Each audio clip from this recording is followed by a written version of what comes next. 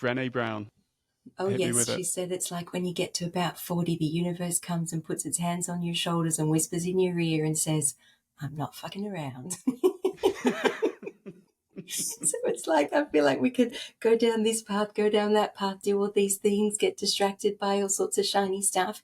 But sooner or later, our hearts and our souls do go, right, you've had your fun, and it's still going to be a lot of fun, but you came here for a reason. You came here for a reason. What, and you know what it is. You know what it is. I think when it comes to purpose, for example, which I think finding our purpose is really important when it comes to a good life, a satisfying life. One way to find out is thinking of what, in two ways. What did you love when you were a child or had the most interest or passion in? Because at some point life said, or adults said, or someone said, oh, that won't work, that can't happen, that's not a thing. You've just got to do X, Y, or Z. So children have a knowing of it. And what breaks your heart the most? What gets to you the most? What I think that's a really good telltale sign of where your purpose lies.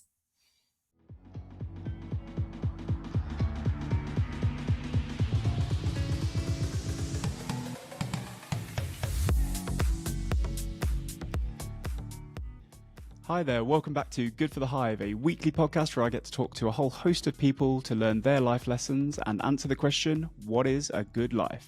In this week's episode, I'm speaking with Meagan Cohn. Meagan is an energy healing practitioner and meditation teacher. Meagan tells me all about spirit guides, how meditation has changed her life, and what it's like to receive the big Kahuna Massage. If you enjoy the episode, please do hit the like button, and if you're new around here, do subscribe. The more likes and subs that we get, the bigger the guests that we can attract and the more value that we can offer you. Let's jump into the episode. Welcome to the podcast. Thanks for having me on. No problem at all. So we'll start the podcast as I want to start all of these and ask you the very simple question of what is a good life? Well, I think the short answer is I don't know, but I will expand on that since we're here for a conversation. And, at this point in my life, I think that a good life is one where you can access and cultivate and have inner contentment and find peace, regardless of the outer circumstances of life or how people are treating you or perceiving you, what you have or don't have, regardless of any and all of that can access contentment. And I also think that balance is a huge thing. And I think a lot of people say balance is elusive. Like, how can we ever have balance between work and life, or doing versus being, action versus rest? But I mean balance in a deeper way, in action versus allowing ourselves to rest, but balance between the different parts of ourselves. So what I'm getting at, what I'm trying to say is, I feel like we're so multi-leveled, multi-layered, multi-dimensional. And so we have our ego that has a certain idea and definition of what makes a good life. We have our heart that has a certain definition of what would make a good life. So there's our mind, our ego, our personality, our hearts, and then our souls. And usually they all have a really different idea of what makes a good life. So to find balance between all of those moving parts as well, I think supports fulfillment. And I think so oftentimes when people think of a good life, what makes a good life, people will usually say happiness, like to have happiness or find happiness or feel happy. But I think that a lot of times people don't actually want that. Like, we create a lot of our own suffering with our minds, like our mental noise, our inner dialogue, the chatter. And it's so unnecessary a lot of the time. And there are ways and tools that we can train the mind to have more peace and happiness, and yet we don't do them, even if we're aware of them. Like, for me, it is meditation or mindfulness, but it can easily fall by the wayside. And there's so many tools that are available to us, but yeah, we don't do it. Whereas if it was a physical part of our body that was out of control, like an arm or a leg that's just flying crazy, that people talk about the monkey mind, and people say, I can't meditate, like I'm just I'm too crazy, or my mind's too busy, or I can't control my mind. It's like, but that's the purpose of mind training. But if the physical body, which people are a lot more willing to like look after and talk about and check in with one another, but like, you know, if you broke a leg, people would be like, how's your leg going? How's the healing? What's happening? But if it's in the mind, or a mind illness, a mental illness, then there's a lot more awkwardness or stigma or uncomfortableness around it. So anyway, I think, like, yeah, if someone had a flailing limb that was going around crazy, they'd be like, you need to sort that out. Like, you need to fix that, you know? You can't live like that. But when it's our minds, we're just like, oh no, that's normal, you know? And I also think there's a whole lot of programming what makes a good life. And that usually involves like conforming and complying and going along a trodden path, whether that be the standard grow up, go to uni, get a good job, have a mortgage, maybe marriage and kids, pay your bills, hopefully have a good retirement, and then die. Like, just do the normal thing and don't divert from that. And people who do divert in any way, do something outside the box, usually they are faced with a lot of like resistance, criticism, people's fear gets projected onto them, and all those sorts of things. But if we do follow that trodden, and I'm not saying that trodden path and those things are wrong or bad, like a lot of those things have enrichment, you know, like higher education, building a family, having a home that you own, and all those things, they have value and they can be important and they can be satisfying and enriching. But people who do all of those things, oftentimes they'll get to a point, if they have ignored their intuition and soul and heart, for example, their passion or purpose, or not explored that or acknowledged that, they get to a point sooner or later where they feel like, what else is there? There's something more. Is this all there is? Or they seek out, like, midlife crisis. And I like how maybe it was in a TED talk or something I saw, they said, you never see a Buddhist monk seek out a CEO to say, how can I make more money? Like, how can I be more successful? You know, have more material things? How can I acquire? It's more often the really successful CEOs that might be racked with anxiety or different things that seek out something like, well, what is this inner peace that I hear about but still don't have? Even though I have the money, I have the success, I have value as far as society sees me, I have status, I have all the things I'm meant to have. And yet there's this inner yearning or emptiness or something like that. And I think it was, I might butcher his name, Marsilio Ficino, who was an Italian philosopher. And he said something along the lines of, if you ignore your soul and your intuition, your life will be, you'll be very frustrated and unfulfilled. Maybe that can sound like a bold statement, but I agree. Like, if we ignore the heart, the soul, that part of us, and just focus on the ego, the mind, the material world, there's not going to be the level of satisfaction, contentment, joy, or even bliss that is available to us. So anyway, what I'm trying to say is to come back to the original question. Oh, yes. And I was saying people don't necessarily want to be happy. I heard the funniest thing today. I was listening to something from Mathieu Ricard, who's that French Buddhist monk. Have you come across him before? You know, No, the name does ring a bell, but I can't picture a French Buddhist monk. Oh, he's said to be the happiest man in the world through brain scans and scientific studies on looking at him while he's meditating and that sort of thing. So he's the happiest man in the world, and he's hilarious. He's got great TED Talks. So he said that there was an essay written on happiness. And he said the French intellectuals aren't interested in happiness, not at all. And they created this big controversy, this essay on happiness.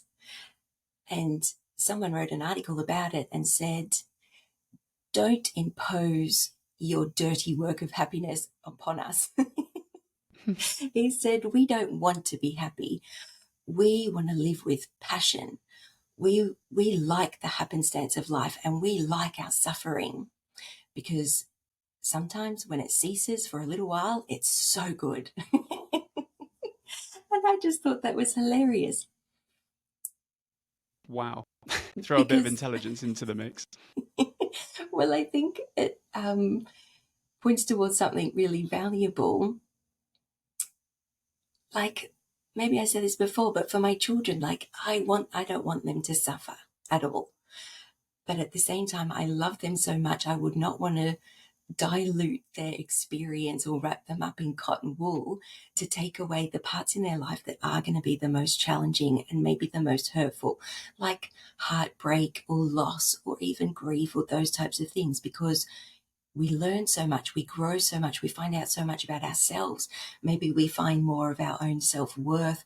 Maybe we have our own awakenings through those experiences. Like, so much good can come of it. I would not want them to be like just having happiness all the time, because they wouldn't even know the difference either. They wouldn't have that contrast to really appreciate it.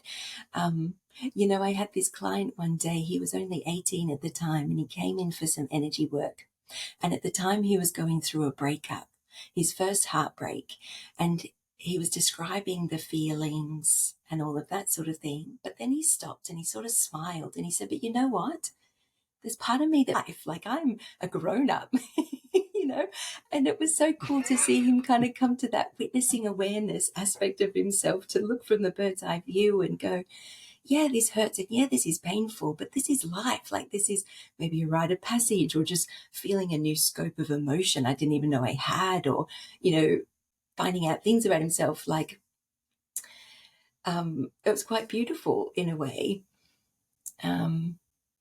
So I think from your answer, I'm very impressed at how wholesome's the wrong word, but how you not necessarily quote, but you use phrases from psychology, from ancient wisdom, from like modern, I'm sure some of the modern methods that you're looking at as well. And it's not like you're not looking at a certain aspect of how you could view a good life. You use words like ego, suffering, and these all sort of inner torments that happen as well. To use a rubbish phrase. There's quite a lot to unpack there, Meagan. So I'm going to pick on the bits that jumped out to me. The inner suffering that you mentioned right at the very start, and there's this battle that's going on inside our heads and our minds and our bodies. Can you expand on that a little bit? And is that suffering something that everyone has to go through? Is that something that anyone is born with an easier ride or a harder ride? And how do you see that? well, I feel And I've like got so many other questions apart from that, but that's the first question. For example, when I talked about the ego's desires, like the ego's idea of a good life being money or even fame or wealth or notoriety and all those things, I think of when Michelle Obama was in an interview, and she said, I've hung out with people who are billionaires and trillionaires, and they're not satisfied. For a lot of the time, it's still not enough. It's never enough. And Tony Robbins, who says he works with, the richest people around the world, and he says most of the time, 90% of the time, they're miserable. The ones who aren't have found something philanthropic, something where they feel like they can be of service and give to others. So I think that because sometimes people look at celebrities or wealthy people and think, oh, it's okay for them. Like, they've got comfort, or they've got X, Y, or Z, or they've made it. But I think anyone on the planet, anyone living an earth life, no one has an easy ride. And I think some people might go, well, I'm fine. I don't have any problems. I feel fine. I'm not like some people when they, I had a client of mine who bought a gift voucher for someone, one of her staff members, for an energy healing. And I think for people to even say, yeah, I'll go and do that, takes a little bit of vulnerability at least. Whereas this person, and I don't want to assume what was happening for her, maybe she just genuinely didn't resonate for her. But when she got given the voucher, she said, I don't need that. I know what I'm doing, where I'm going. I'm fine. You know what I mean? And so she kind of took that stance. And I think that is not someone who has the inner contentment either, really. That's a mask. So I think many of us are. So I think that everyone on the planet has that inner critic, that inner dialogue, and somewhere inside, deep down, oftentimes, maybe always, a sense of not enoughness. So we can, I think, strive for things that we want to achieve and do and experience and succeed at. But if it's rooted in fear or running away from not feeling like enough, it's never going to be satisfying, and it's never going to be free of suffering, no matter what you acquire or attain. And I think that everybody has a battle between the head and the heart. What the heart says that it wants to do, like their intuition, that higher guidance, that doesn't always make sense, and it doesn't go by logic or reason. But like that guy said, that guy, whose name, let's call him Fabicino, who said... We'll go with that. Thank you. Yeah. That if we ignore it, there will be unfulfillment and frustration. Because the head... So do you... Sorry, go on. I was just going to say practicality and logic can often, we can say, well, it makes sense that I need to make this choice or do this thing and go this way and go down this path. But it's fear underneath it. It's just disguised as practicality, you know. So do you see it as there's two aspects in a slight tug of war, how you define the head and the heart, and then obviously you've got everything else environmentally going around that, affecting both of those things. So there's not like a third, something else pulling away. Is basically head and heart, however we want to define head and heart. Those are there's a little bit of angst, there's a little bit of not necessarily wanting the same thing, and you have to somehow harmonize and get to grips with what both want and appreciate what both want.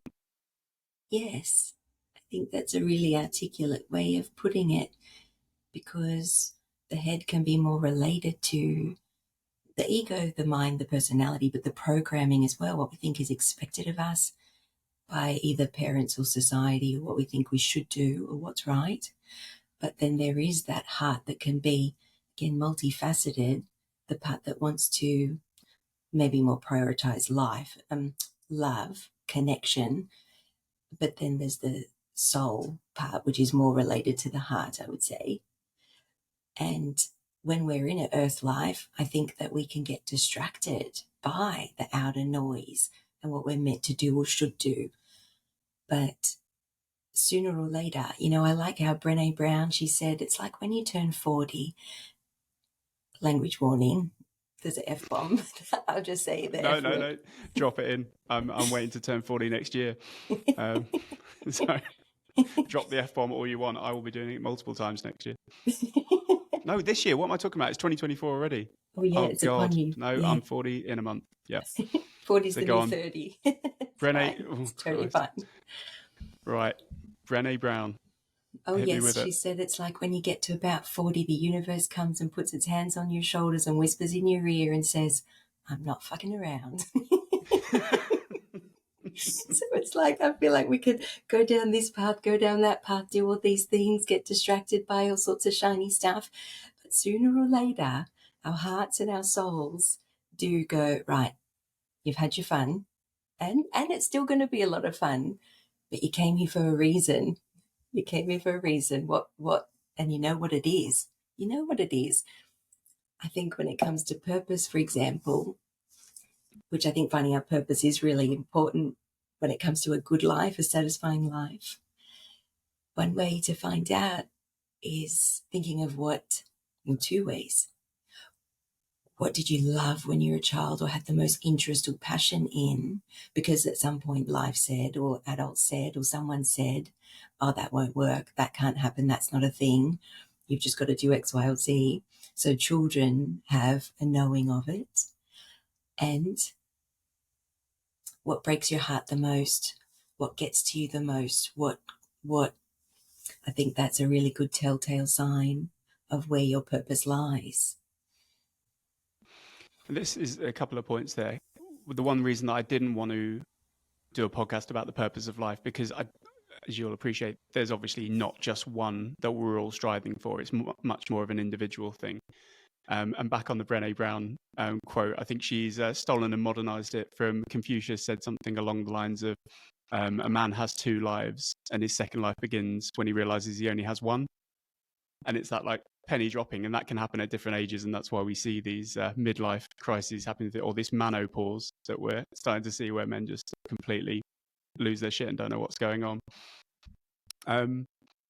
Looking at one of the very first things that you said, inner contentment, is that something that you can easily define? Is that something that you feel on a moment-to-moment basis? Can it happen for longer than that? And how do you know that you're content, even if it's for a fleeting second? How do you go, yeah, that's my inner contentment kicking in. This is what it's all about. Such a great question. And I think it's so simple, but it's not easy to necessarily find or tap into. But it is always there. And I love how that ocean analogy is so commonly used when it comes to meditation or ourselves, our consciousness, because in the depths of the ocean, like I think of when people were scuba diving, was it 2006, those massive tsunamis that rolled through Thailand and various places. And the people that were scuba diving, they had no idea what even happened.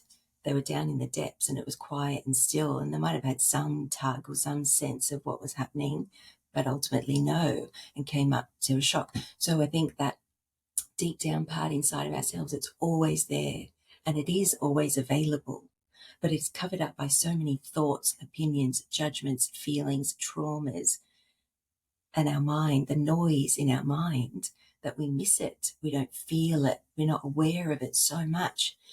And meditation for me has been the way to find it, to stumble upon it. Well, it's one of the ways. And I guess there's always different strokes for different folks, like one way or another. I think we can all get there and find it as unique as our fingerprint. But meditation is such a powerful tool of mindfulness. And once it's tapped into and remembered, like, because it's never not there, it's just like remembering. It's like, oh yeah, that's there, and I can cultivate that and go there. So for me, as I found it and spent more time there and cultivated that connection with it, then even when it came to stressful times or upsetting times, so say on the surface, it was stormy or choppy or whatever else was happening, regardless of those weather conditions, I could have an awareness of that depth. And it takes practice, like exercise. Like if we build up a muscle at the gym, I think it's like a contentment muscle, a trust muscle, I call it sometimes, because when it's tapped into, there's also a different sort of confidence. And it's not a confidence that comes from the ego or out of circumstances or feeling enough because I look good, because I have this, because I have that, or whatever.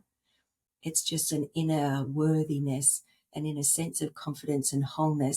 No matter what happens, I'm whole and complete and safe and I'll be fine.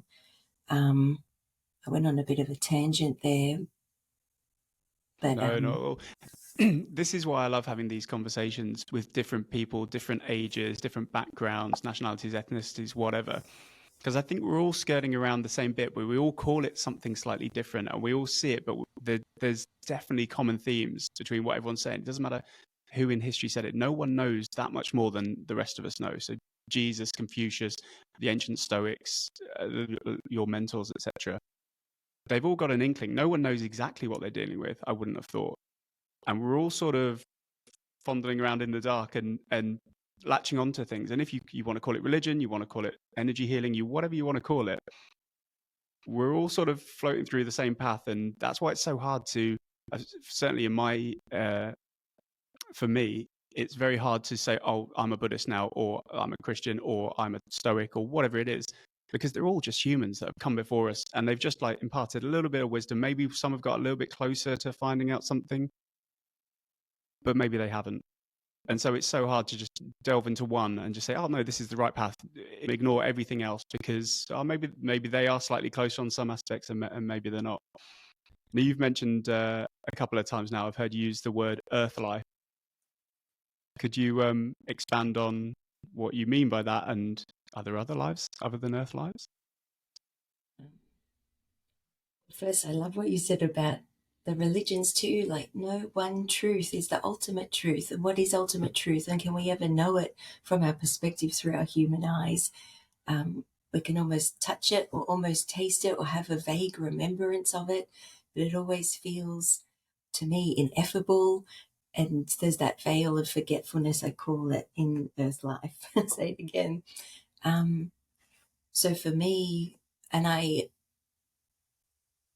just to preface it with this as well, because I never intend to or want to project my beliefs or ideas or knowings onto anybody else, and don't expect that anyone else would look at life quite the same way. And I love, at the heart of all religions, like many greats in the past would say, I don't belong to any religion, but I belong to all religions.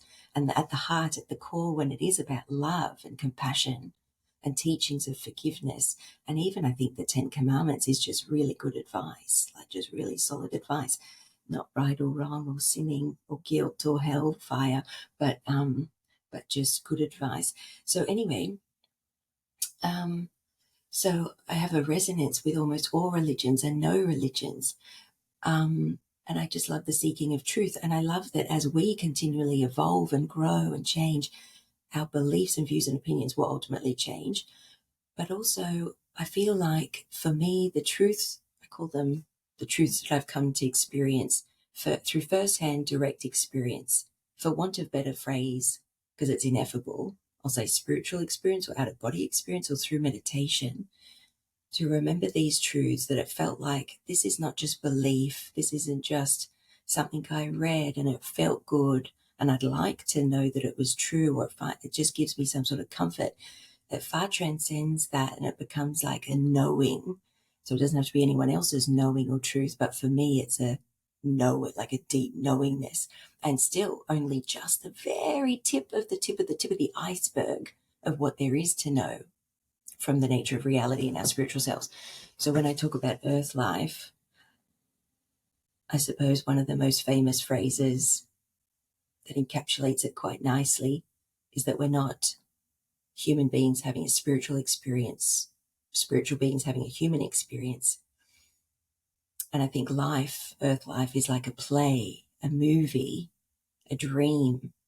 And in those experiences, when I've been able to tap into some small remembrance of the vastness of true nature, be that soul or spiritual reality or true essence or whatever words we like to use for it, it felt like, oh my gosh, this feels more real than this life. Like the colors are more vibrant, the emotions, the telepathy, the communication and connection and the love.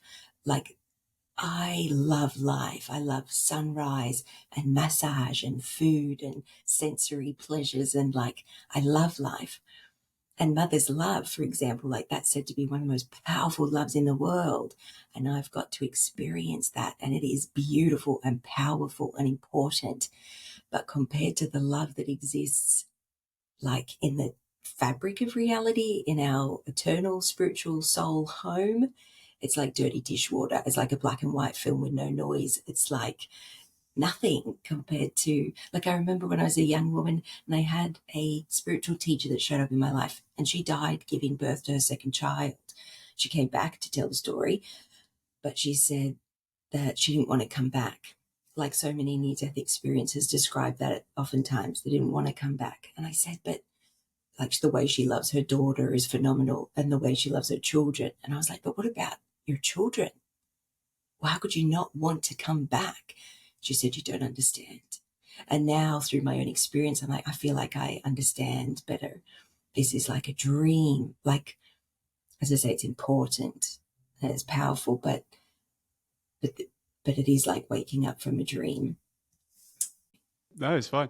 This person, just to delve into that a little bit without going into someone else's life, were they this way inclined and they believed in these sort of things before they had this? Yeah, but they actually died on the operating table for a number of minutes or seconds or whatever it was, came back. And were they that way inclined? Did they think that there was life after death? Did they think those things before this all happened? Or was this just like an awakening for them? She was a really spiritual woman since the time she was born. She had like healing gifts, psychic ability, and she grew up in a country town in Australia. And so she was a little bit older than us. And I'm just saying that because in the country, when she was a child, it was even more taboo, unacceptable, and not right to be talking about spirituality in that way. So it was predominantly Catholic, Christian, something like that. So when they would teach about hell in primary school, for example, she would say, no, there's just love. God is just love. There is ultimate unconditional love. There is no hell. And she'd sort of try and tell the children, don't be scared. You are so loved. And she got beaten and locked in a cupboard for saying stuff like that. So anyway, she had a really hard time of it not really being accepted, but she was the woman that gave me my first energy healing, and I didn't know what that was. I didn't know what that meant. My boss at the time at a beauty salon I was working at when I was about 20, 21 years old, and my boss's friend came in for a quick coffee, and I was going through a heartbreak, and it was like not my first one, but it was a big, like I felt devastated. Even though I was 20, 21, I was like, life's over. It's actually over. But she saw my state, even though I concealed it at work, but she said, you need a healing. And I was like, I don't know what that is, but it sounds like you're telling the truth. And my boss was really lovely. And she said, that's fine. You don't have a client for a while. Upstairs is free. Go for it. And we went to one of the treatment rooms because, you know, when people are either in a lot of pain physically or emotionally, they try different things that maybe normally they disregard. They go, at this point, I don't even care. Let's just give it a whirl sort of thing. Can't hurt. So I was laying on the bed and I felt she wasn't doing hands-on healing. She was a couple of feet away from me, but the heat was incredible and I could feel her. And very quickly, I felt myself lift up and out of my body.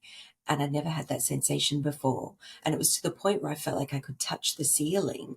And I was like, oh my gosh.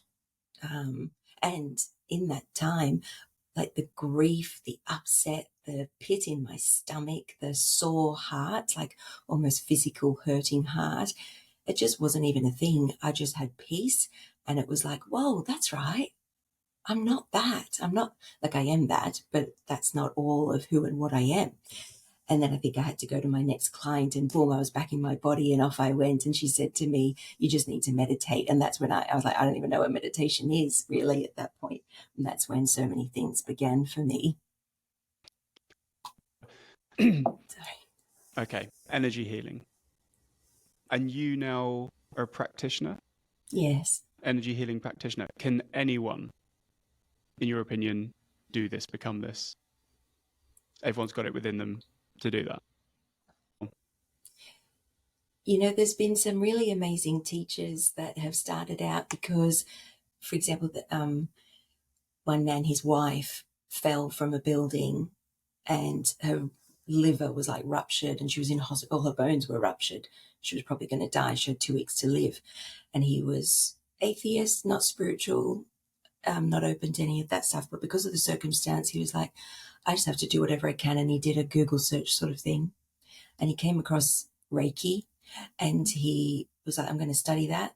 And he learned it as quick as he could. And he gave it to his wife every day. He didn't really believe in it still. He didn't really have any affinity with it, but he was kind of desperate. And within a matter of weeks, the wife left the hospital completely well, completely healed. The doctors are sound.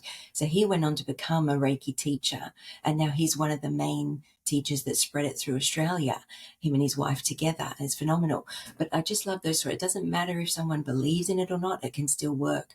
They just have to have a willingness and openness just enough to give it a go. But also, I think that everyone can play piano, everyone can learn piano, but some people don't have any interest. Some people can learn it and get some sort of level of skill at it that might be okay. They're kind of good. Some people are just natural, like they love it. They want to do it all day, every day. And they've got the passion for it and all that sort of thing. So I think energy healing's the same. Some people have the passion for it. It's part of their purpose. They love it. They dive right into it and they can be great facilitators. Other people give it a go and they like it, move on to other things. They can be great facilitators too. But then people like the one that I mentioned, amazing facilitator, but not like at that time was not even, they weren't even spiritual, you know, like it's not for spiritual people. I think even Jesus talked about everything I can do, you can do and greater, like, and he would come together in healing groups. He said, one person's powerful, two people, even more powerful, especially if they have a love for each other. Groups of 8, there's something very special about the power of 8. So he'd have groups of 8 people come together to do healing. And in modern day, like Lynn McTaggart, she wrote a book, which I think is called The Power of 8. A lot of great books. And she runs groups and helps people organize groups in any part of the world. And one of the things she said was, it's so interesting because these people that get together in person or virtually, doesn't even matter, they'll take turns having someone in the middle of the circle, so to speak, who's receiving the healing. But what they found was it's not just the person receiving the healing that gets benefit. Everyone in the circle had benefit and healing and solutions and stuff like that. So that's the great honor as well of getting to facilitate and do the work. It is a healing for me as well while I get to be in the space. So going back to, obviously, I'm a very practical person. You're on a scale of 1 to 10, 10 completely believes in all this stuff, 1 complete skeptic. Where were you when you had your first healing at 21, 22? Were you a 6? Were you right in the middle, or were you slightly leaning towards into that world of believing in these things? Well, this is what sounds a bit contradictory, perhaps, because I am a Gemini rising, so I don't always agree with myself, because on one hand, any Gemini will know what I mean, they have the 2 sides. So I disagree with myself on a regular basis. On one hand, I was always open to this stuff. I loved it. I didn't even have the language for it. I didn't know it had a place in this world. And as I grew up, I thought, well, it doesn't have a place in this world. But when I found spiritual healing centers, psychic development workshops, astrology teachers, I thought, oh my gosh, like this is a thing. This is a thing. And there's a language around it. There's teachings around it. And there's people weird like me. So I was open, absolutely. And occasionally my family's conversation would go into things of a spiritual or mystical or alternative sort of nature, and I would just light up. I was like, yes, I love this. I couldn't get enough of it. So I did have a real thirst for it, but it didn't have a place in my life. And I didn't know how to make it have a place in my life. So I was open enough to say yes, and I was receptive, and I did have an interest in it, and I did have belief in it. But I had so much more to learn or to remember or to... And I am still, I still do have, even though I talk about fairies and orbs and dimensional light beings and all that sort of stuff, believe it or not, I have a healthy skepticism. I do have discernment, and I am sometimes even grounded and practical. So it's that balance, sometimes even as an energy healer, and I spend my days talking to spirit guides and passed over loved ones, I talk to dead people. So I had this moment in time where I was sitting in the chair meditating, and I was having a quiet week at work, and the fear or the programming or whatever came in and was like, do you need to get a real job? Like, is this even a thing? Because it went from being, maybe I need to do some marketing or an e-blast or do some more promotion. Like, it shouldn't be quiet. I need to get busier. But it's the ebbs and flows. There needs to be quiet time sometimes, and I can just learn to trust that. So anyway, I said to my higher self or life or whatever we like to call it, is this even real? Like, is this even a thing, or am I just using my imagination? Am I just a crazy woman sitting in a chair? And I felt like this familiar voice said a quote from Albert Einstein: whether you believe in miracles or you don't, you are right. You can live your life like that. Like, it's up to you to choose or believe. And I thought, and then I felt like, what I need to do is not hustle or push or try and book up the diary. I need to go to the gym and do some yoga. I'm tired. I want to do yoga and I want to have a nap. And that familiar voice said, we'll do that then. So off I went, and I did yoga. And it was a teacher just so happened to be doing that class. I didn't normally have time to go to that session. And I love this teacher. At the end of the class, we're in Shavasana, laying there for the 10-minute meditation at the end. And she said, you know what? Albert Einstein said there's 2 ways to live this life. One is as if everything's a miracle, and one is as if nothing is. That's the quote. And I had goosebumps, and I actually got teary. And when I came out of that class, my phone was full of text messages and emails for appointments. So it was like just a really nice reminder, when we let go, we don't have to hustle, we don't have to push, we can trust, and we can trust in that intuition. We can trust in the path, don't need to hustle, and just listen to what you need. So I did the yoga, I had the nap, and everything worked out really beautifully. And it was a nice confirmation as far as I see it. I choose to believe it. That's a good story. I like that. Let's going back to this treatment couch when you're 21. So talk me through the practicalities of what actually happened on that couch. So you're, let's say, a 7 out of 10 believe or want to believe in these sort of things. You're laying down on a treatment couch. Someone's across the room from you. Are they saying things? They're not touching you. What, in that instance, what did that energy healing, what sort of form did that take? What even is that? Because I'm completely clueless on this. Well, there's so many modalities now, and so many of each different modality. There's so many different branches. So it's expanded so much. And I think that's great because it gives it form and structure and something we can learn and something we can certify ourselves in, which then gives us credentials to operate in this world without having to say to someone, oh, it's just a thing. It'll make you feel better. Just trust me and lie down. You know, it like kind of helps to crystallize. So I could feel her at my head. At one point, I think she was even holding my head. But then I felt her at my feet at the very same time. And she said, yeah, that happens a lot, don't worry. So it felt like she was a little bit everywhere, or there was more than one energy or entity involved. And then lifting up out of my body was the most peaceful sensation I'd ever experienced. And it felt like such a freedom of the mind for just a moment, and a freedom of the emotional pain and cumbersome of the body. And it was very expansive. There's an angel investor that I just love reading his tweets, and there's a whole book's been released about him called Naval Ravikant. And in his Joe Rogan interview, he said that he's had experiences during meditation that are comparable to something when you're on drugs. You get that same, you do it for long enough, you can get to those same sort of levels and dip into that sort of universe as well. But this seems a lot quicker for someone who's a 6, 7 out of 10 in believing, to snap into something that sounds out of body, hallucinogenic potentially, something like that.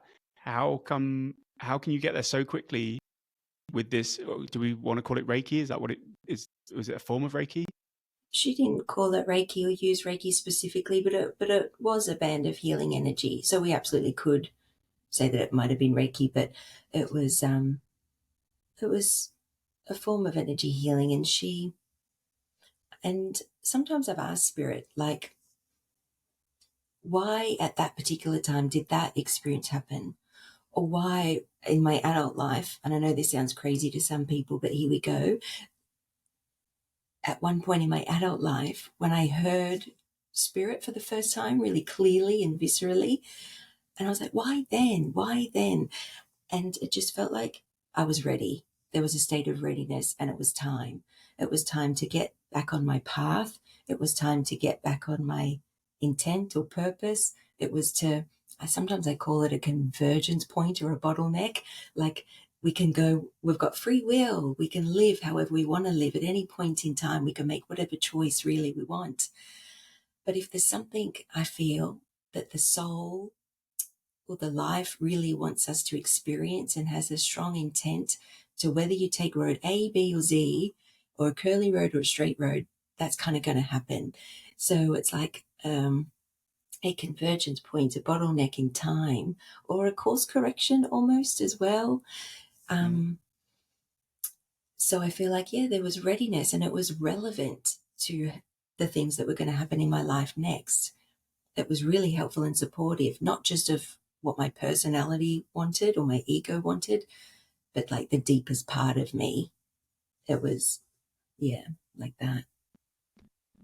So it sounds like you're open to the thought path that maybe the convergence goes the other way and you don't get that learning at that point in your life. And what does that life look like? Do you think that just gets kicked down the road a little bit, and then you would eventually get to a state of readiness to hear and be open to these things and for it to happen? Or is it just, that's like you only get one convergence in your life, and it's you either jump on it or you don't. My feeling and my knowing and my experience says that we can't get it wrong. Even if we miss an opportunity, we miss a door, we miss a convergence point or a bottleneck, ultimately it doesn't matter, because there's always going to be another one and another one and another one. That life or love or spirit or soul or God or whatever we call it doesn't go, oh, well, that was the door and you missed it and you're an idiot, and now you're just going to be on this kind of lower vibration or this lower timeline or this lower path. But we can play that game for as long as we want. Like, we can kind of avoid it or numb it or distract it or double guess ourselves or go, no, that wasn't a thing. That was my imagination. That's not real. Or maybe I shouldn't, maybe I can't, maybe whatever. Rationalize it to the point where I say, like, sometimes these knowings or experiences, say if they come in from above or from the divine, or it feels kind of like up there. And then the mental noise, the mind is like a blender, a NutriBullet, and it kind of whizzes it up, and we like churn it up to the point where it's indecipherable, and we don't get a chance to anchor it in our heart or in our body or in our life or take action. We kind of like butcher it. Blitz it up. That's a nice metaphor to picture. And I don't know if it's a good example or not, but I was contemplating about how, there's so many things I wanted to manifest in my life, including adventure and making money while doing it and traveling and stuff like that. So when the opportunity arose to work on the Queen Mary 2, I was about 18 at the time. And through a synchronous series of events, I met the owner of Canyon Ranch, the 5-star spa that is on the Queen Mary 2 before its maiden voyage. And I got to meet Daryl Lehman, and like everything just lined up perfect. And I don't want to be away from my family for that long, and maybe I don't want to, and whatever. And I let the opportunity go. Years later, I was working as a sales rep for a skincare company going on a country trip, and they said to me, you need to leave early because the traffic through the city is going to be bad, because the Queen Mary 2 is doing its maiden voyage leaving from the harbour in Sydney today. And I was like, who cares? It's a cruise ship. Like, is that even a big deal? And they said, it's kind of a big deal. And I drove past it and I saw the ship and went, oh, I didn't realize that's the opportunity I passed up. And the people that did that maiden voyage, they made a lot of money. They had a lot of fun. They did great. And then roll the clock forward to when I'm 26, so nearly 10 years later. Through a weird set of circumstances, the woman who was doing the recruiting for an American company on a UK ship lived in Sydney, close to my house. And she was advertising on a website that I was just perusing because I was sick of my job at the time. And we had a great connection. She put me in all the right places, and the job came through really easily. So all these years later, the opportunity did come back. And I met so many of those people that had done the maiden voyage. Like, I would have made those friends earlier, but they still came into my life one way or another. And as you know, it was the global financial crisis at the time. So I didn't make the money and the wealth that they did, but that's okay. but I just think it's a good example of, like, when an opportunity or a situation is kind of meant for us, it will come back one way or another. Like they say, when God closes a door, he always opens a window. There's always the way. And then you get down the path of, do we need to be choosing anything? So you might choose, oh, that's the right thing to do at the right time. That's the wrong thing to do. But if there's no wrong path, you can just meander along. But is there actually a slight purpose to find the right way to go, or not the right way, but you know what I mean? Is there a path that you should be steering towards if you can, rather than just going with the flow constantly missing these opportunities, constantly being unconscious about what's going on around you? Do you think we should be steering ourselves in the right way, or sod it, just go with the flow? The opportunity will come up again in a bit. Maybe we'll take it the next time, maybe we won't. Feel like, from the soul's perspective, because it's eternal and it's outside of time and space, like linear time doesn't exist on that level, and our lives feel like a long time. If it's 80 years, 100 years, or 60 years, whatever, it feels like we're here for a long time and that life's long, if we're lucky. But as far as the soul is concerned, what I've felt or learned in meditation is, like, or I call it meditation, but I suppose out of body experiences, whatever, a lifetime is equivalent to like 12 seconds, or like seeing a movie. One time, this analogy came to me that it was like going to a supermarket. Like, yeah, that's important. You get what you need. You have certain things on your list that you might go there for. When you get there, sometimes you get distracted and you don't even buy what was on your list, or you end up getting a lot more than what was on your list, or you bump into different people, you have a bit of a chat, an interesting exchange, maybe even a fight, but it's not your whole life. Like, it's just one experience, and it's important and helpful, but it's not your whole life. So as far as our soul's concerned, if we don't get it right or find that awakening or that purpose or that like attunement with all the different parts of ourselves in this lifetime, and some people might have come into this life not for that, like to literally just explore the material world and all that it has to offer, maybe explore emotion, maybe explore the themes of control, power, and that sort of stuff, which this is a really good place to come to for that, and not really go into the soul stuff. And the soul doesn't care how many lives that it takes. So that can sometimes feel disheartening instead of uplifting or freeing, because it's like, oh, well, how many lives do I need to do? Like, I'm really tired. I don't know if I want to keep doing this. To go back to you call it the guiding spirit. You reference it like there was one. Do you see it as? Have you named this thing? Is it one guiding spirit? Is it multiple ones that come to you at different times? Is it actually just you and a voice inside yourself that just talks to yourself from time to time? Is we all have voices inside. Some don't like to admit it. And there's the ones that we know is our inner dialogue, ones that we know is the fear, one's the inner critic. There's so many. There's a certain familiar, quiet, still voice that's like a conscious or that deeper knowing, and some people hear it inside or outside, or just more of a download of a knowing. For me, it just feels different at different times, depending what's the path of least resistance or what's going to creep me out the least.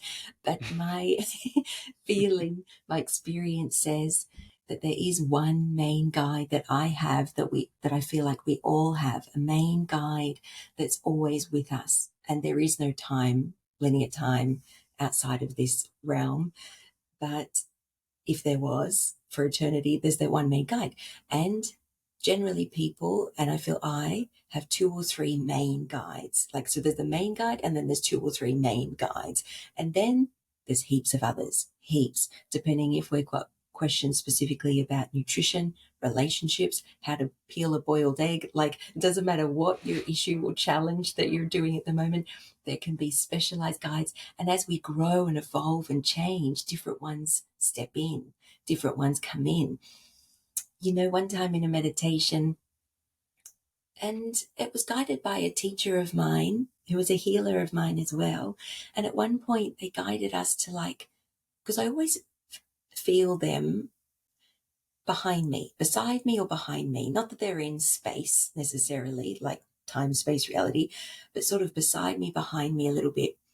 And as I turned around in my mind's eye, I saw this fanning out of, like, there was passed over loved ones, there was ancestors, like past and future, there was light beings, there was all sorts of, like, and I couldn't name them all or identify. They're outside of form, even though sometimes they do show a certain form, which feels more like a symbol than actually who and what they are. Like, for example, when people see their spirit guide as a Native American Indian or a Buddhist monk or an angelic being or an orb or a past life self or whatever, or a grandmother or whatever, it's usually just to help them feel safe.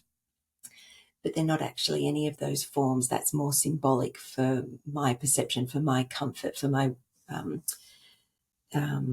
benefit. So anyway, I feel like there is lots and lots of guides, but as the 1 or 2 or 3 most familiar. I could dig into this all day, but I'm going to have to move it along slightly. But you've mentioned meditation quite a few times. As how do you tap into these realms that you get to? How did you get into it? How do you do it in a daily basis now? What is your habit of meditation? And how often do you get to these what do we want to call them?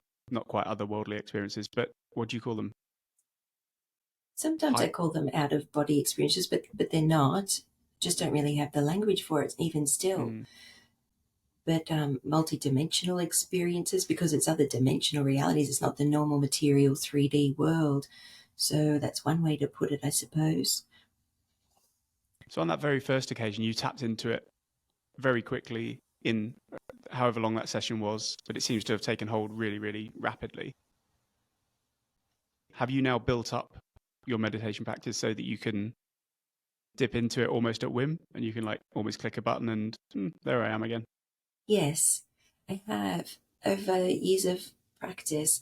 And I think for some people, it is that all of a sudden spontaneous, powerful experience. For some people, it's more subtle, gradual, slow burn. And for me, it's been both. Some key punctuated moments that have been so powerful and pivotal and life-changing. And yet, gradually, slowly, it's been building and strengthening that ability to drop in at will. So it's a bit of both. And so I've got my earliest memories of those types of experiences include from the time I was 1 year old is my earliest experience. But as an adult, as I came back to it after that experience on the treatment bed, and she said to me that day, you need to meditate. And that's when I said, what is it? How do I do it? She said, she gave me a CD that was celestial music to give me something in the background to help focus the mind. Shows us how far we're going back now. Just pop the CD in.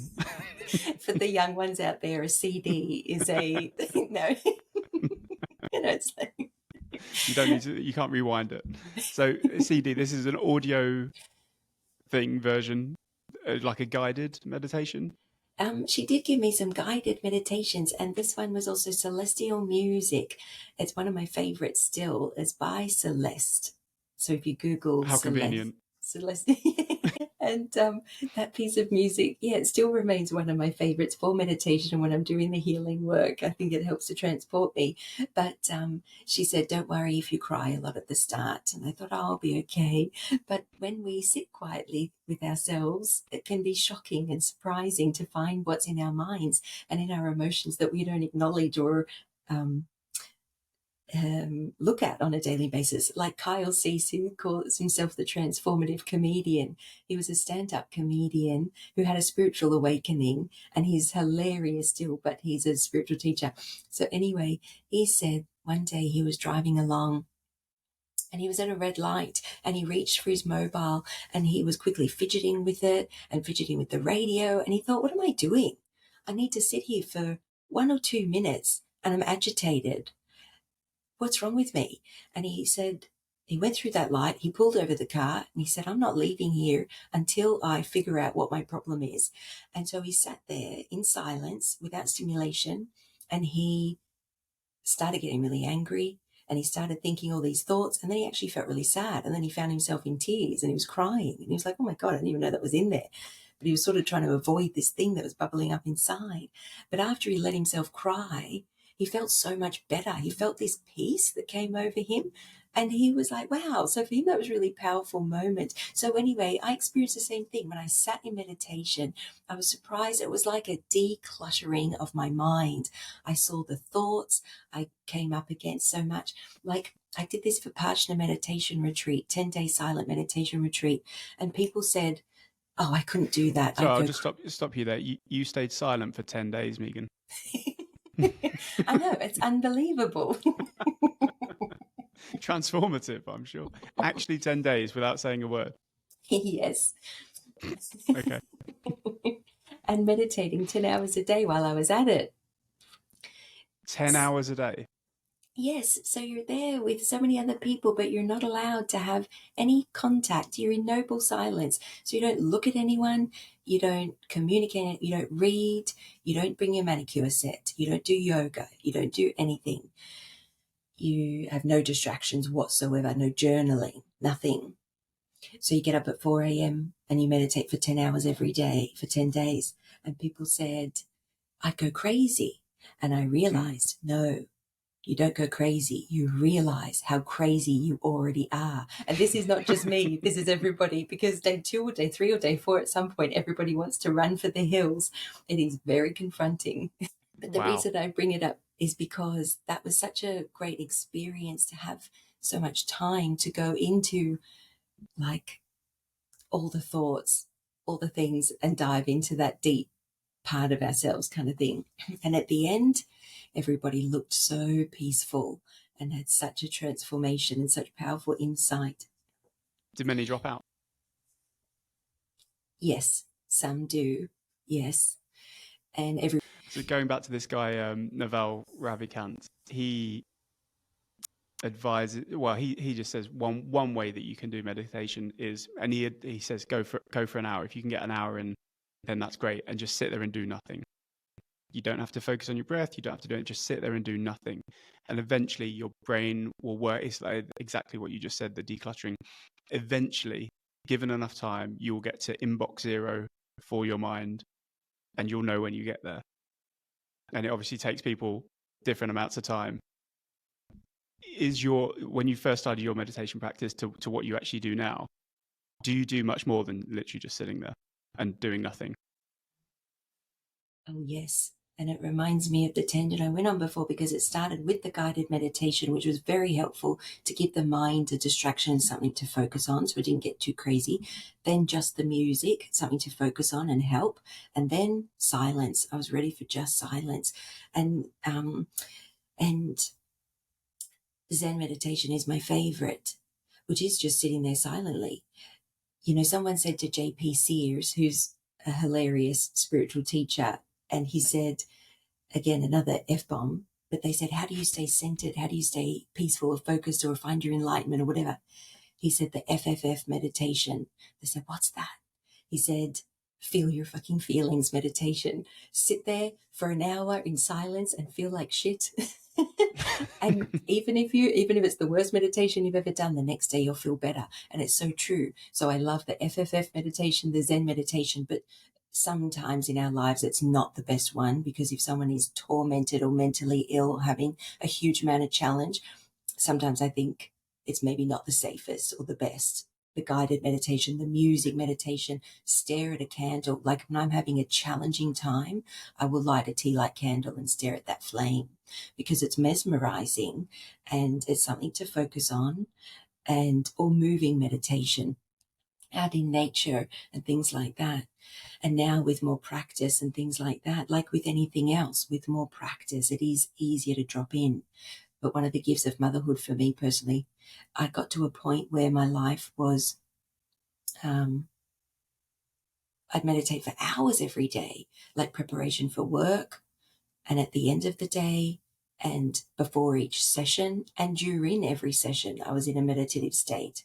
And I think we use that term as an umbrella term for so many different states of consciousness, but that's fine.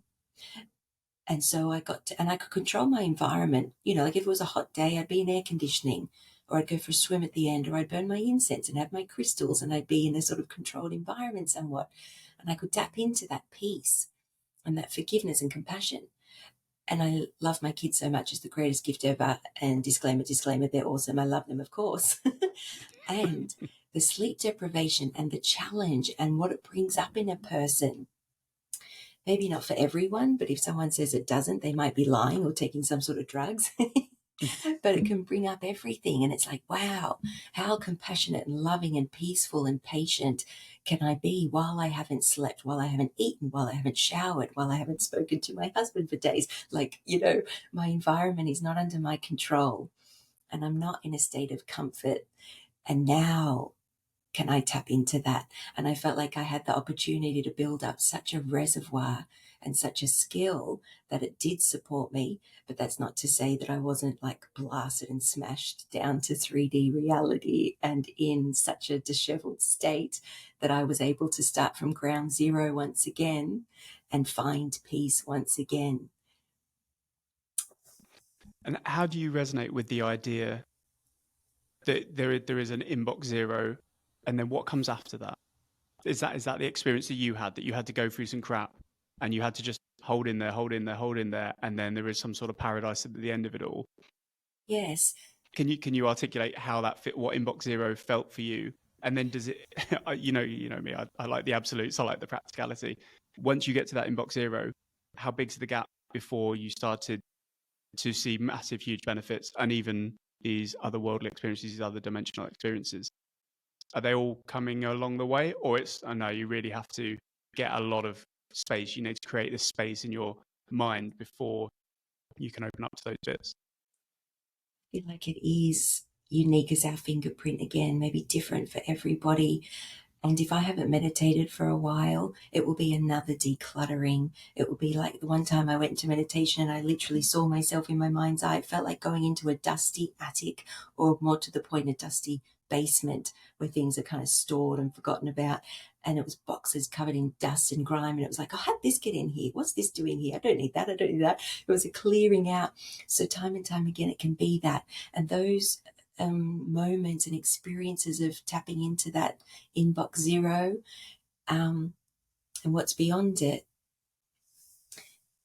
came at different times. And when it came to me, it felt like freedom and opening up a whole other universe, like a whole other world, a whole other reality. And to give And you so, access to that feeling that you got on the treatment table when you were 21. Is that how you knew you were getting close to it? Because you started to get familiarity of a sense that you've had previously. yes. And that, but even that time on the table at 2021, it did feel familiar already. Like, that's why I love how so many ancient teachings talk about, and Eckhart Tolle, he says, I'm not teaching anything new. I'm not teaching you anything you don't already know. You've simply forgotten. And so many ancient teachings say that. It's a remembrance, a remembering, coming back to ourselves, the deepest part of ourselves. Sometimes I liken it to, in the center of a storm or a hurricane, it's still, like it's still and it's quiet, but then around it, and I feel like our spine, our energetic spine, this, like the heart, the soul, whatever we call it, there's this like band of energy right through the middle of us that is that eye of the storm, that is that center, that depth of the ocean, and that peace, and that 0 point field or whatever. And around it is like the thoughts and all that. And those thoughts actually don't even have to stop. Like, that's helpful if they do, and that's a beautiful space to be in. But the thoughts don't have to stop. That can become like a distant background white noise or hum.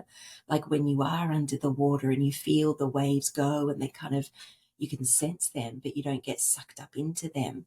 You're in that deep, beautiful space that's kind of weightless. And is this where you spend the majority of your life now, that you've spent you put in the hours, the reps of meditation? More often than not, you can see what life is for what it is and remain calm, or what actually pushes your buttons now and can actually take you out of that and get you further away from that state of calm, that deep sense.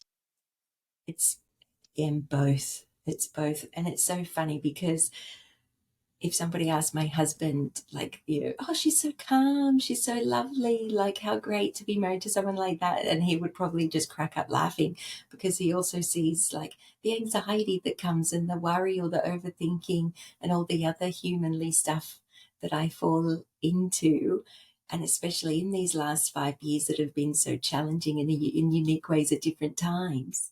So it's there, and I can also be eerily calm, like if there's some life-changing news or bad news or catastrophe or something, or if my children just like smash and break something, or like, or out and about. Sometimes if someone smashes a pile of plates in a restaurant, people are like, oh, like they kind of react and they're angry and they're or in traffic, whereas I can be more regularly in a space of non-reactivity, which gives me the opportunity to not sometimes come down hard on my children or my husband or people around me. Like, what are you doing that for? Why is that there? What did it, like, just be more reactive or aggressive or defensive.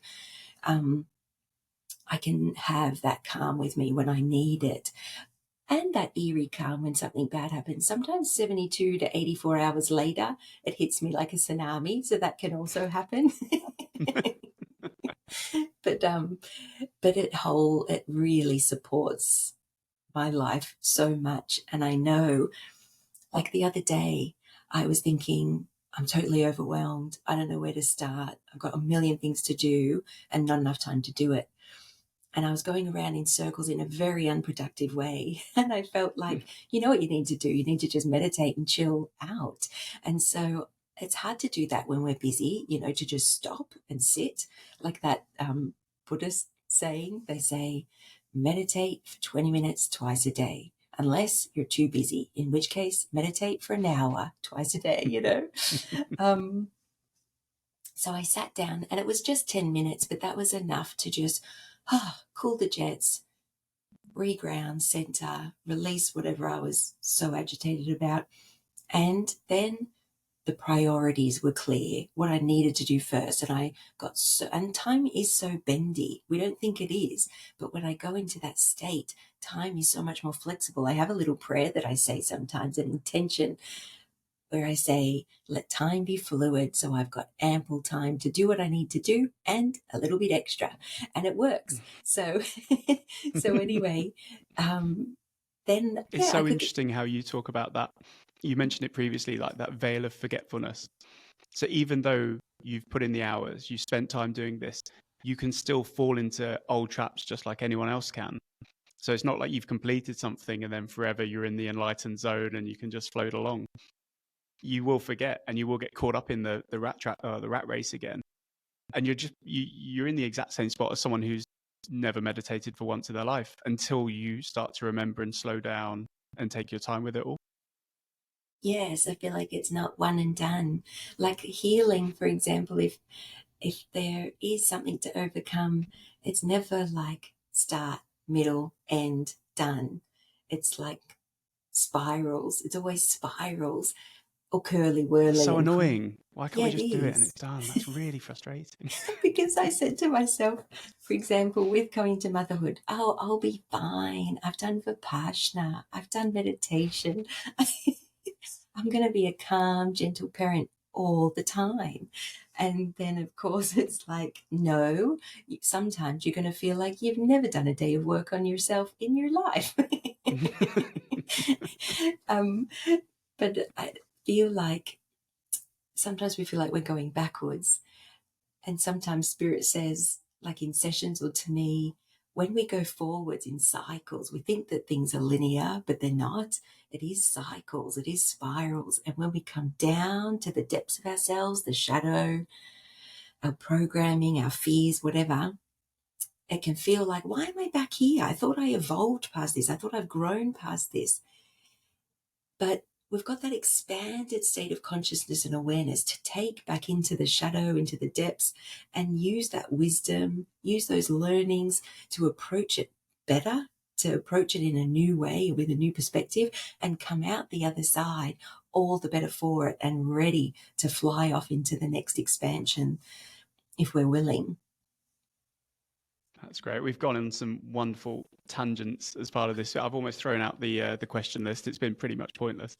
I will bring us back to, if you've got time, a quick fire round, and then we'll call it. But I feel like I've learned quite a lot, and it's been very interesting. Hopefully, you've enjoyed it as well. I have. Quick fire round. What book, podcast, or blog would you gift someone? A Walk in the Physical by Christian Sandberg is the book I would give, and any podcast that includes him. He's still going then, still creating things, Yes, things out there. I'd love it if you had him on your podcast. Have a conversation between you two would be utterly fascinating. He is someone who has, through his meditation in his 30s, regained his before life memories. Okay. And he's just very humble, very grounded, beautifully articulate for all these things that are ineffable. And I love his story, and so much of it resonates. I don't know if you've seen it yourself already. No, I've not. I will check that one out. What was your biggest light bulb moment where you learned something about yourself? Well, I guess there's so many. There's one standout one when I was in my late 20s and I was actually having a Kahuna massage, and Could call it Sorry, Kahuna Massage. Does that include pineapples? What's a Kahuna Massage? It didn't include pineapples in mine, but I wouldn't have minded a pineapple at the end. And it is from Hawaii, so you would expect some sort of tropical fruit. But Kahuna Massage is an extension on from Lomi Lomi. I don't know a lot about it, to be fair, but I have experienced a lot of them since. And it's a Hawaiian, they call it Kahuna Massage because it's the big massage. It is not just a massage. It is like life-changing, deep healing, profound, amazing experience. And I was lucky enough to have this one that, anyway, I'll try and keep it brief. I was working in my business in a place where there was 20 other massage therapists working there, and I became good friends with them.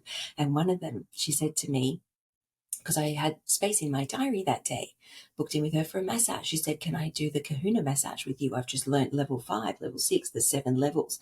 I didn't know what that meant. I said, sure, let's do it. She said, it is very relaxing. But she said, you might cry, you might have a big release, these things might happen.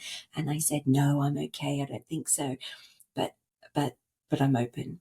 And so it was a very enjoyable experience. She got to my stomach. They massage your stomach, and I hold a lot there. Everybody holds their emotional stress in different places, right? And for me, it was the stomach. And I did find this huge tsunami of emotion, and all of these memories and stuff came up, and I was crying. I was sobbing. And I loved her, the massage therapist. I felt really safe with her, so I just totally rolled with it. And then I can't even explain what happened next, but I will try, because it was like the breath was moving. It wasn't separate to me. I became one with the breath, and I dissolved. My ego, my personality, my identity kind of dissolved, and I became everything. And I became like, I remembered, oh my gosh, this is amazing. Like, I think when you see babies in the crib looking at their hands, I remember being in the crib looking at my hands going, wow. And it is like this life experience of like the nature of life again, and that it is so temporary, and we've forgotten our true nature and who we are. And it occurred to me that I had concerns around losing weight. And I thought, how ridiculous. Like, I'm in a body having an experience. This is amazing. Why would I worry about that? And I looked outside afterwards, and the trees and the cushions in the room, like everything was colourful and full of life. And I was blissful and joyful. So from going through the depths of all my traumas into this freedom and elation and awakening within the dream, and a realization of true nature and true bliss, true unconditional love, like just indescribable experience. And I knew it was familiar. I knew it was something inside everybody, but we're missing it. One of the thoughts I had at that time was like, oh my gosh, I've been missing it this whole time. I've been trapped in my thoughts and my head, and my walking along beautiful streets, doing beautiful things, activities, but missing so much of it because I was trapped in my thoughts. Anyway, so I knew myself. I knew myself in a whole new way, in a different way, and life's never been the same since then. That was in my late 20s. I'm now 40, and I'm still unpacking that experience. So that's probably the most powerful moment where I knew something very different about myself that was always there, and I never even knew it. Imagine if they'd included pineapples to experience to be out of the world.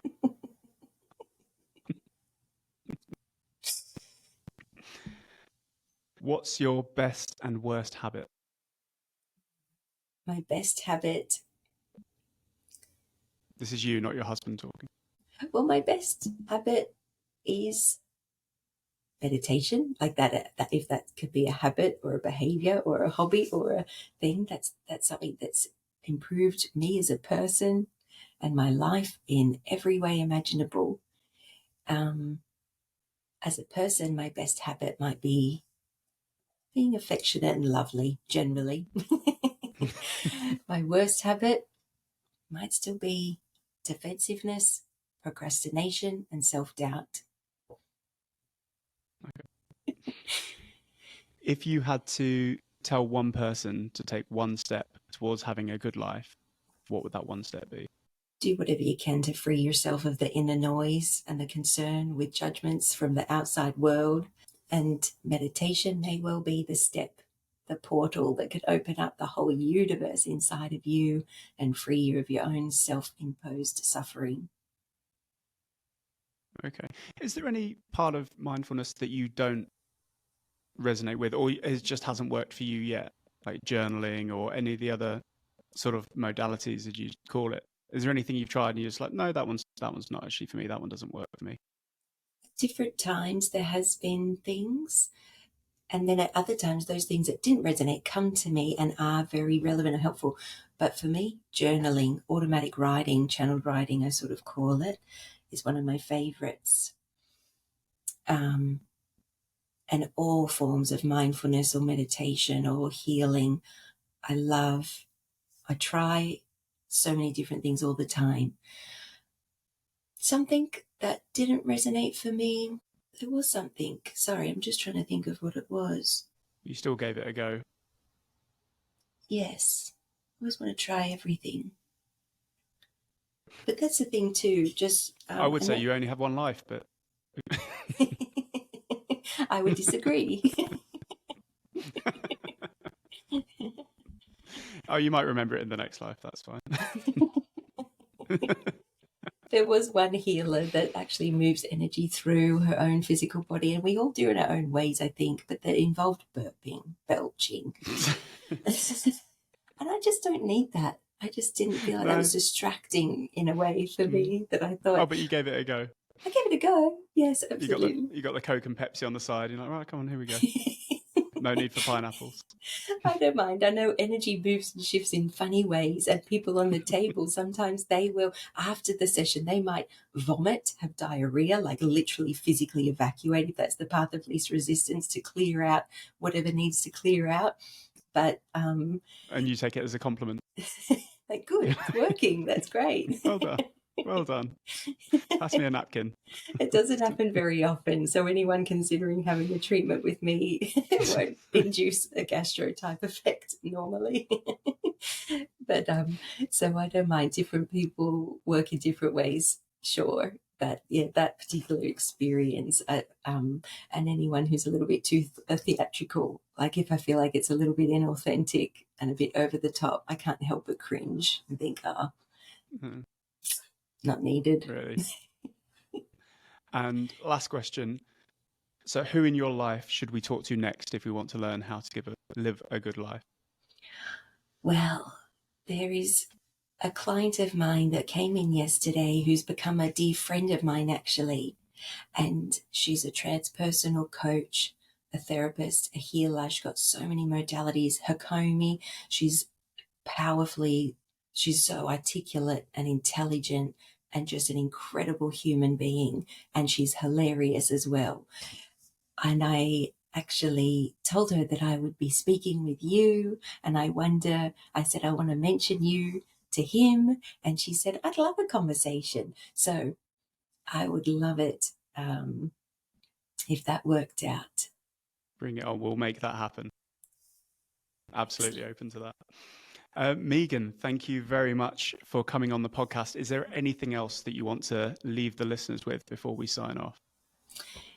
Thank you so much for having me. It's been really interesting and fun. But any last thing to say to live a good life? I think just be really honest with yourself about what you think that is, what that needs to be, how that looks, and dig a little bit deeper. Where's that coming from? Is it coming from fear or love? Is it coming from the mind or the ego? Or is it coming from that quiet whisper inside, whatever you like to call it, your heart, your soul, your intuition? What else could be true? What else could be possible? And what if you put no limits on yourself? Then what? Leave that one resonating. And if anyone wants to contact you or get in touch, presumably they can just put good vibes out into the universe, but is there a more solid way to get in contact with Meagan Cohn? They could telepathically tune in or send a smoke signal or a messenger pigeon, but if they prefer, they could absolutely go to my website, which is lotushealing.com.au. They could join me on Facebook. They could join me on Instagram, and they could join any of my online courses that are coming through now. So at any point in time that anyone's listening to this, it's within the first quarter of 2024, They're going to be put onto the website so people can access those anytime from anywhere, which is at the moment, I'll just tell you briefly, psychic development, intuitive development, spiritual development, calm mini course, because people need to cultivate calm and manage stress. And if they want to, that can lead to accessing the inner world, so to speak. And manifest mini course is the new one that's about to start in January 2024, to be able to tap into the law of attraction, their creative ability, their ability to create their reality, and use law of attraction in there more deliberately for their highest good. Amazing. Thank you. I'll make sure I get all these links in the show notes as well, so anyone watching this can just click down and get straight through to you. Thank you very much for coming on. Thank you so much for having me.